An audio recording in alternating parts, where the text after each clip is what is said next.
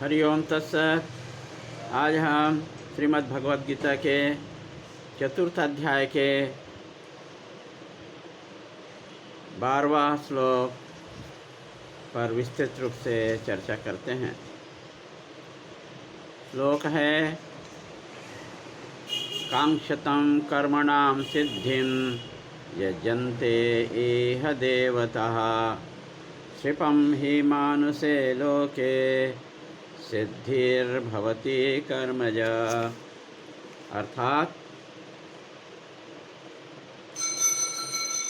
कर्मजल फल वृद्धि करते हैं। देवताओं में भोग प्रधान है, कर्म होता ही नहीं है। मनुष्यों को कर्म करने के लिए संघर्ष करना पड़ता है। अन्य लोक में कर्म नहीं होता। बृहदारण्य के 1:4-10 में कहा गया है कि जो अन्य देवता का उपासना करता है, भेद बुद्धि से साधना करता है, वह वेद के रहस्य को नहीं जानता। जैसे पशु समझता है कि ये मेरे मालिक हैं और मैं उसका दास हूँ, सेवक हूँ। वह मालिक आने से प्रसन्न हो जाता है, सुख मिलता है। ठीक वैसे ही मनुष्य देवता के लिए पशु हैं। मुझसे भिन्न अन्य देवता में भेद कर फल प्राप्त करना चाहता है, उसे मैं शीघ्र फल प्राप्त कराता हूँ। श्रुति में वर्णन है कि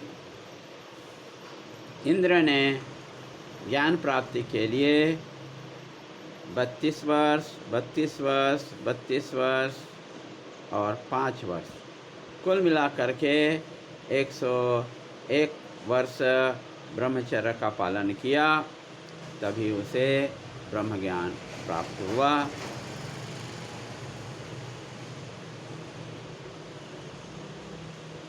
शंकरानंद जी टीका करते हैं कि जो अंतःकरण को शुद्धि करना चाहते हैं, वे मेरे मार्ग का अनुसरण करते हैं। प्रश्न यह है कि यदि हठ योग से हृदय शुद्ध हो जाती है तो कर्म क्यों करें? उत्तर है कि हठ योग के लिए सभी अधिकारी नहीं होते हैं। हमें समझना पड़ता है कि हमारे शरीर किसके लिए योग्य हैं, हम किस योग के अधिकारी हैं। हठ योग अवैदिक है। पातंजलि ऋषि ने योग की चर्चा की जो वैदिक है, जो ब्राह्मणों के लिए विहित नहीं है, क्योंकि ब्राह्मण का 6 काम हैं: अध्ययन करना और अध्ययन कराना, याग करना और याग कराना, दान देना और दान लेना। सभी के लिए हठ योग योग्य नहीं होता है। जैसे कर्म करने से शीघ्र अंतःकरण शुद्धि होती है, वैसे हठ योग में नहीं होता है।